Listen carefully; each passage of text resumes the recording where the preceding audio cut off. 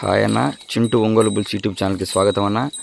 ఈరోజు జరగబోయే పోతిరెడ్డిపల్లి గ్రామంలో న్యూగడ్డి విభాగానికి ఈ జత రావడం జరిగిందన్న. ఈ జత వివరాలు వచ్చేసి కె నిషార్ గారు, ఉరవకొండ మండలం, అనంతపురం జిల్లా వారి జత రావడం జరిగిందన్న. ఈరోజు ఒకసారి చూడొచ్చు.